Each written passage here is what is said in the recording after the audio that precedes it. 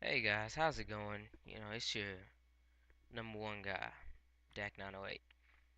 And I'm here with a new series of sorts. It kind of sprung up on me while I was just playing the game because recently I've been running around with silence weapons and I've noticed their effectiveness during a game and I decided to make a little a little series on it, which I like to call the Hush Chronicles.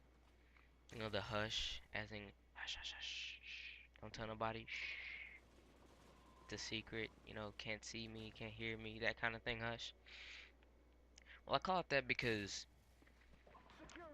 for each weapon I'll be using, it'll be a silenced weapon. And I'll basically, right now as I'm thinking, I'll run the same setup or loadout with each weapon because it seems to work really good. And that would be, I think, Claymore's UAV jammer and extreme conditioning. For for domination, I did extreme conditioning because you gotta move in between flags, you know. Um, Fair warning though, you'll see the gameplay and you're like, Dak, what's wrong? You're not doing what you're normally doing. That's because in this match, I learned that my connection is 2 bars. So you have a 2 bar connection with a semi-automatic gun, which is very difficult. Meaning I'll lose a lot of power struggles, those clinch moments, and those shots that should have been mine won't be mine. Like, for example, here's my first loss of a power struggle. See, I should have really won that one. I should have hit him many times, and that's my connection, like I was talking about. And I was about to rage quit right here, but I decided not to. I was like, let's just keep it going. But like I was saying with the Chronicles, it'll be a silence weapon, and I'll be showing you how to really use this weapon on this map. Now, I'm sorry this isn't the perfect example. I really want to run it again because the G3 is seriously one of my top guns for Call of Duty. And with a low connection like this, it's not very good, but it's an okay game nonetheless. Well, with the silence gun, I realized that you'll eventually have the whole other team like scratching their heads wondering, well, where'd the guy standing next to me go? They check their UAV and then they don't see you. And then when they activate uh, their UAV radar, uh, it doesn't appear on the GPS map either. So basically, you're kind of a ghost, so to speak.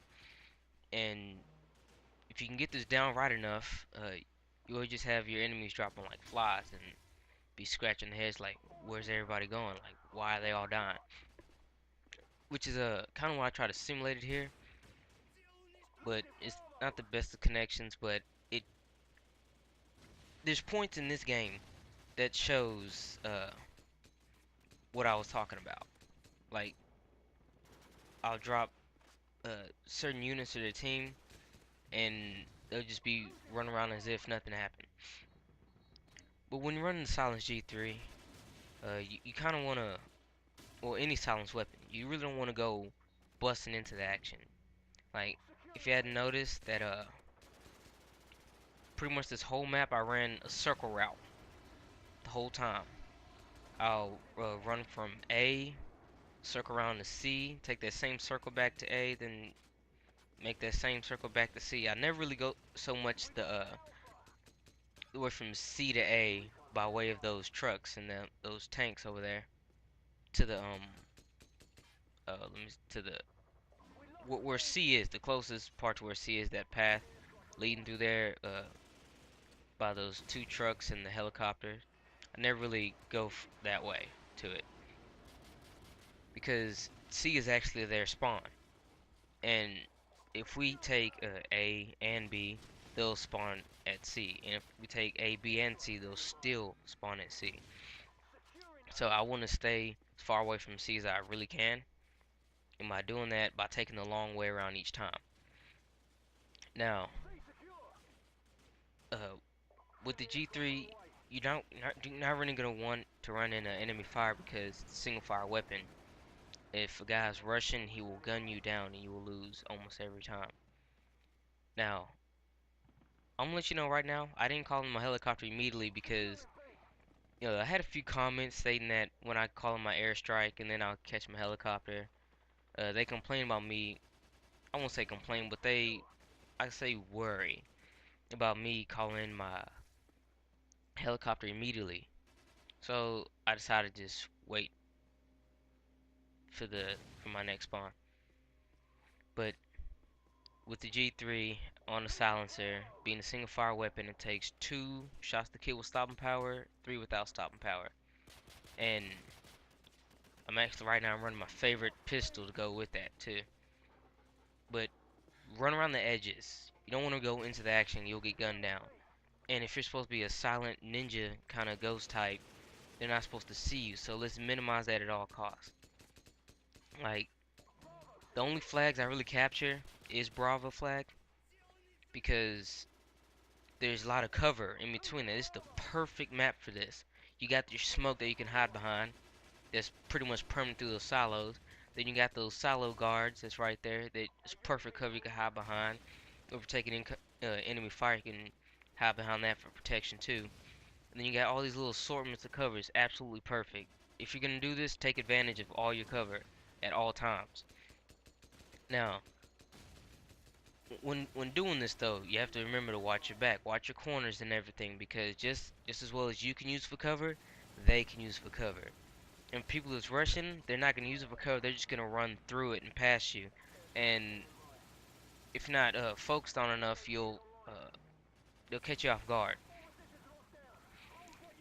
But with this play style, I'm gonna call it the sneak and go. You sneak around, you're clear for takeoff, then you go. Uh, you don't necessarily wanna.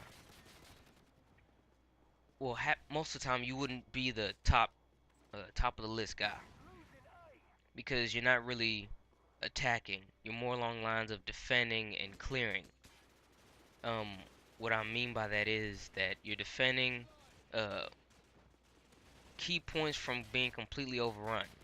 By doing that, by lessening the amount of uh, hostile forces, I'm gonna call it hostile forces.